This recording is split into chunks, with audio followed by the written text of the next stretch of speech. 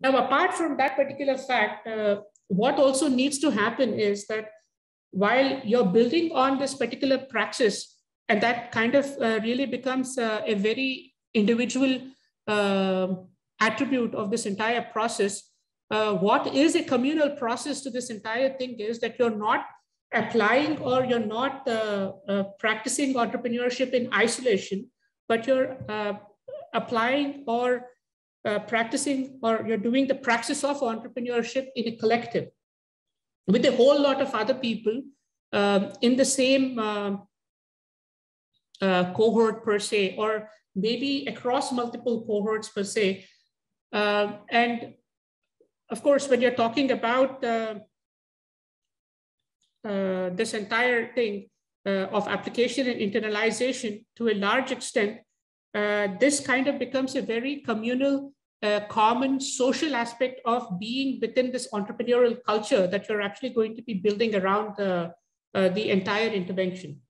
So my focus to a large extent is that what is it that we are doing either at universities or incubation centers or any sort of entrepreneurial development programs that enable these kind of conversations to primarily happen. That is, first getting people to realize that there is such a thing as entrepreneurial competencies. Second, getting them to practice it in the praxis of entrepreneurship.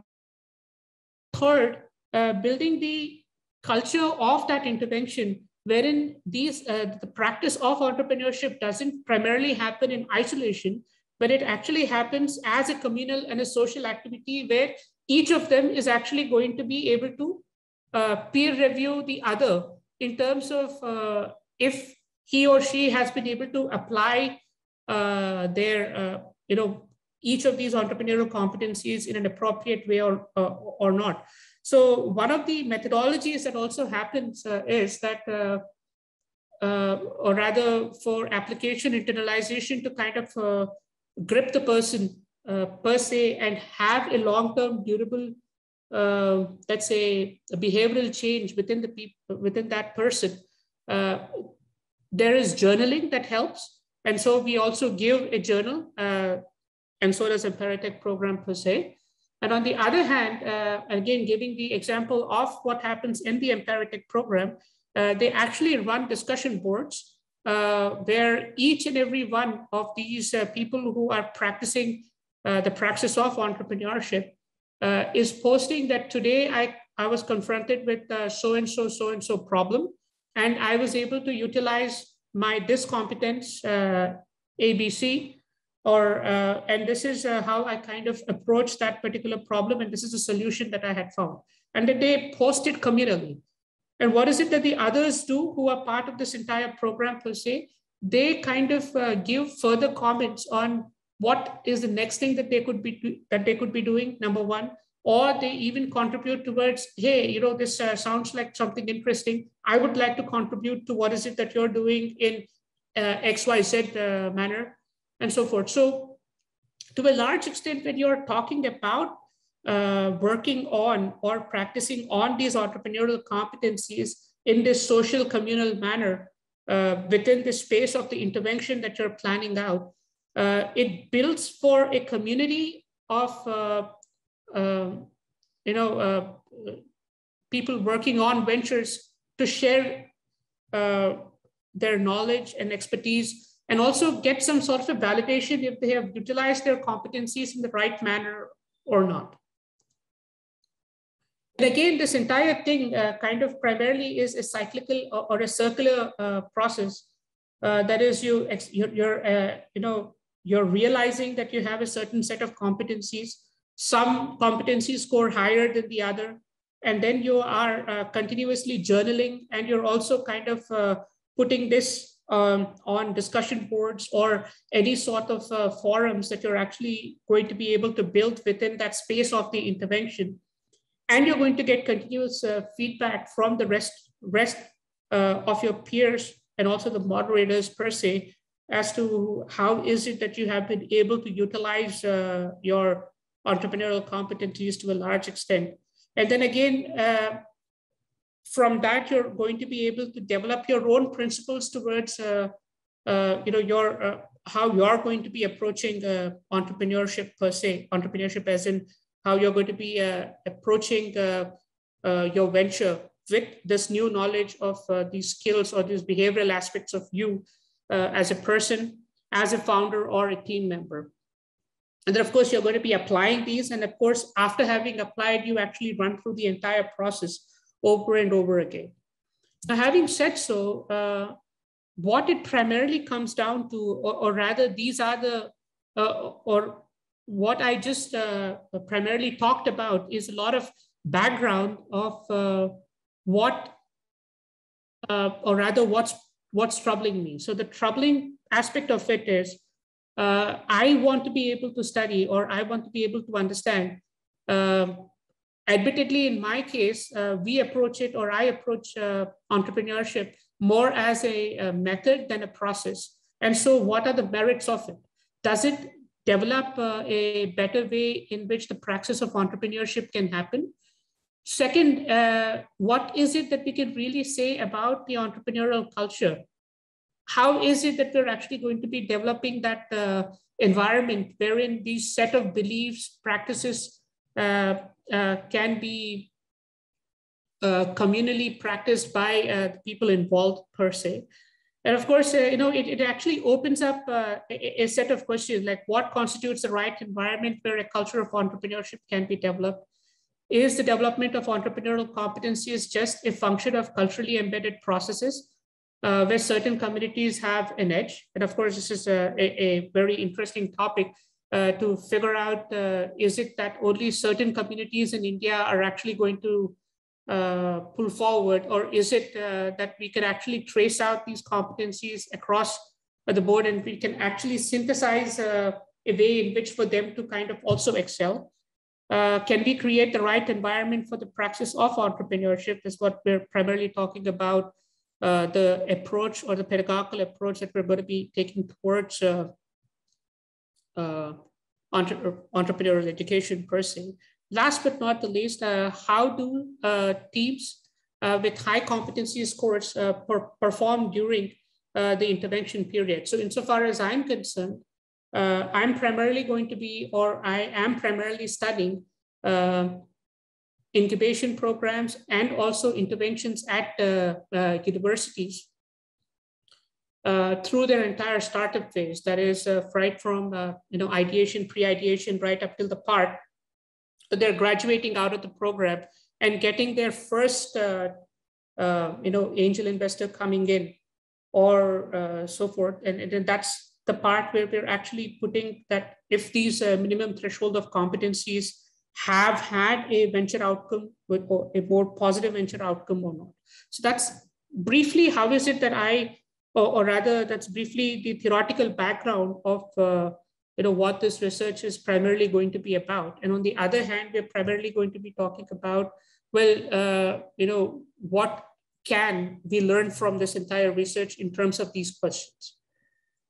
So at this particular point in time, I would be very happy to take any questions if there are, because I think we're almost reaching the end of the PPT, because after this, just the contact details. So if it's okay by you, Ayushi, because we're just about having that much amount of time left. Yes, sir. Thank you, sir, for that insightful talk. I think conversations around entrepreneurial competencies and practices are very important to develop the entire ecosystem. We can now open the session for Q&A. Please feel free to ask questions and give a brief introduction about yourself before asking the question. Good evening, Dr. Priyatej. I think it is a very interesting presentation. And so one question I have is, do we think these competencies differ between different types of startups, or the competencies differ between the traditional SMEs and technology and innovation-driven startups? Or how do we really create an environment for these different types of startups? Yeah, thank you, Professor Rajan. So that's a very interesting question. And as a matter of fact, that is something that we actually want to be able to answer as a result of this entire research. Because when McClellan primarily did his research, he was kind of really looking at SMEs and formats thereof. And so for me, I'm curious to see how the output of it is going to differ, if at all. And I'm also hoping that maybe one could look at updating the list per se, if that kind of becomes a possibility. But on the other hand, if you look at the same paper of Barbara Bird, and you look at the research of what's his name again, Boyatis, there he is a little bit more specific about skill level, and there he talks about knowledge of as an attribute of entrepreneurial competencies. That is, your knowledge of technology or your knowledge of specific areas per se has an attribute or has a what do you call this impact. But having said so, it doesn't take away from the fact that if you're primarily looking at the minimum threshold of competencies, my hunch is going to be that that irrespective of being in SMEs or in any of the new age startups, the minimum thresholds might still remain the same. What might differ is that we may add a few more. So that's what my hunch is at this moment in time. Okay.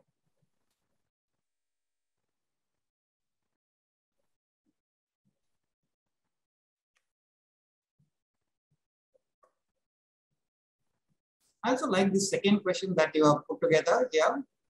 Yes, Professor. Where certain communities, do we really think that there are traditional business communities, right, in India? So is it because the environment that they are in naturally gives them those competencies? I would be very interested to kind of look at what the results of this question would be. Yeah, my hunch is yes, because to a large extent, they get to practice it a lot more, because the entire theory of competencies is that the more you actually practice on them, the more successful you are going to be as an entrepreneur, because it kind of becomes second nature. Per se, what it means is that you're actually going to be making better decisions in your entrepreneurial venture, vis-a-vis not having that advantage per se. Of course, among others, it's also got to do a lot with having access to let's say being part of certain, or having access to certain networks that would come naturally if you are part of certain communities as opposed to not being. So yeah, it should be interesting to see what comes out as a consequence of it. Okay. Thank you, Dr. Priyatej. Professor, maybe I can benefit a little bit from your presence as well. From the perspective of looking at entrepreneurial pedagogy as a process or a method, where do you bet? I actually have to profess ignorance here, unfortunately, because I've not really been looking at this whole issue from an entrepreneurship perspective, but a very narrow lens of finance. And that is the area that I have largely approached the subject, and only to financing of entrepreneurship. Right. So I'm actually, in fact, the reasons why I found this presentation interesting, because it just threw up so many questions for which I'm very new. Right, Professor. Okay. Yeah, Priyatej, how are you all doing? I'm good. Yeah, okay. I'm okay. Thank you, Professor. Yeah, I'm Professor Sushil, professor from Indian Institute of Management, Visakhapatnam. Right. And I got actually about your this webinar. It was really interesting. I actually heard from the beginning. I am a professor of entrepreneurship here. I'm also the area chair. And really loved to listen to you. You're very kind, Professor. Yeah. See, actually, when we are actually trying to talk about entrepreneurship, our approaches are both. It is also a process. At one time, actually, we are also saying it is method. So as you were mentioning, it is like Sara Saraswati says that curry in a hurry. That example which she actually really states all over. Yeah. And then actually we have a lot of things to share. I think we all have actually professors here, colleagues, doctoral scholars who are listening about how the entrepreneurship in this current contemporary time is growing. And there are a lot of actually proliferations of topics and proliferations of new themes which are emerging in entrepreneurship area. In actually, maybe the first question which you are saying, do we approach entrepreneurship as a process or a method? This time, actually, we are actually trying to bring both. At one point of time, we say that, see, the process is also actually required to reach to a certain level of the outcome. Right. In this time of actually thousands and lakhs of information is available, still the failure rate for all those startups remains the same. And that is actually still a problematic or a dilemma in the minds of all those scholars, professors, and startups that, see, even all the customized business models are also there, but still the failure is still the same. Now, when we are actually trying to see that, hey, if we use this process, the success rate or a failure rate will be actually lesser or higher or lower, or should we work on method? See, from my perspective, I see that actually it is a combination of both. Right. And that is why at certain point of times we justify that, hey, this is the process where we should follow. Because we have launched entrepreneurship process for doctoral scholars, because this year we are beginning a PhD in entrepreneurship. And Visakhapatnam has been mentored by IIM Bangalore. So we have very specific entrepreneurship department here, and we have been doing it. So then we are actually trying to bring that, hey, process is also required and method is also required. Right. I was very, very interesting, Priyatej, from your third question. How do the startups team with high competency scores perform during the intervention period? If we really try to actually break these questions into the different pieces to understand, it would be better. But maybe my opinions, like, see, the competencies and the different interventions periods have different demands. Like the ideation phase or growing phase or scaling up phase, or when they're actually really going to launch their product into the market.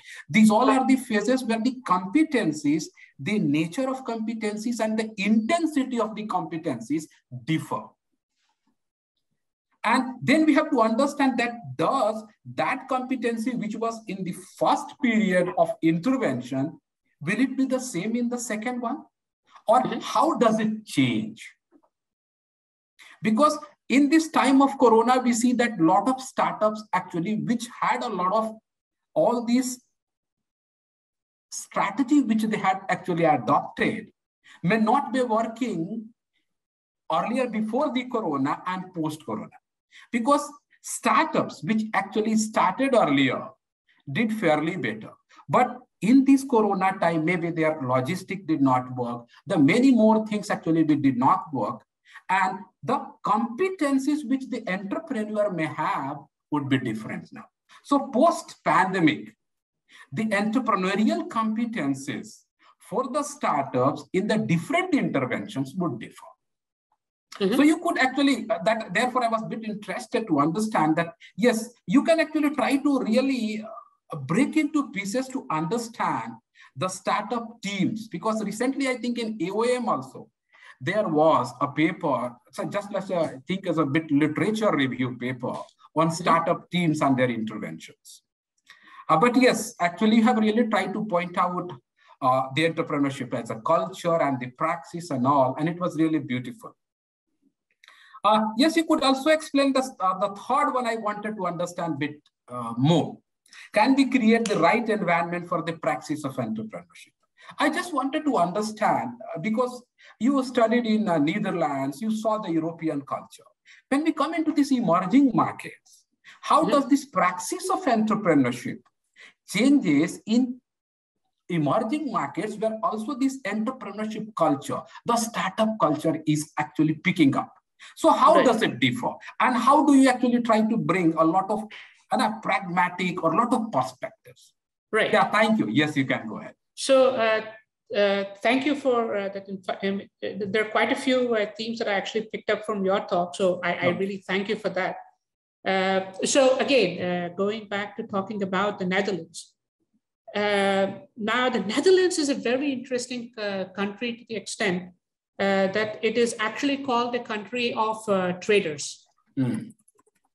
So, you know, historically, that is the one country that has been more mercantile than most other, let's say, most of the countries on mainland Europe.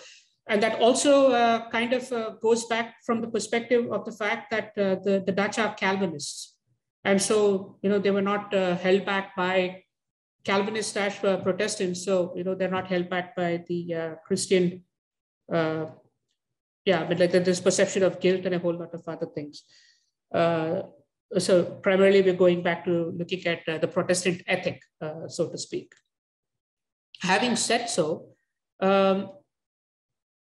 so historically, if you really look at the Dutch, they are entrepreneurial from the very onset. To the extent, I think the joke also is, given the fact that most of the Netherlands is below water, they are entrepreneurial for survival. And so that's how they built up the dikes and a whole lot of other things. Now, if you're looking at what's really happening in the Netherlands versus what's really happening in emerging economies, and more so India, the bigger difference is if you're really talking about entrepreneurial programs in the Netherlands per se, there is a greater diversity of approaches there, number one, and there is a greater depth in those approaches, in the programs per se.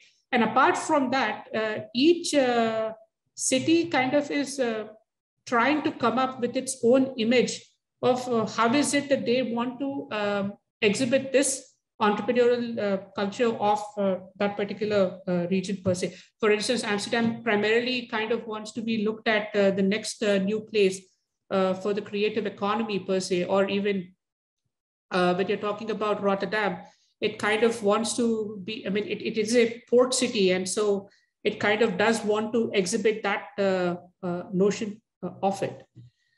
Again, if I look at it from the perspective of what's happening in the developing economies, more so from the perspective of India, this entire growth in, or this exponential growth in this idea of incubation programs, each of these universities starting on entrepreneurship departments and so forth, is kind of been a phenomena for the last maybe 5 to 10 years.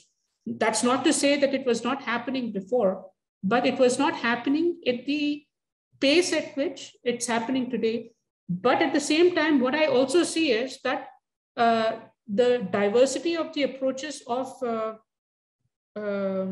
let's say developing entrepreneurial talent within the country, or providing multiple approaches for them, is fairly limited as opposed to what's happening in places like the Netherlands per se.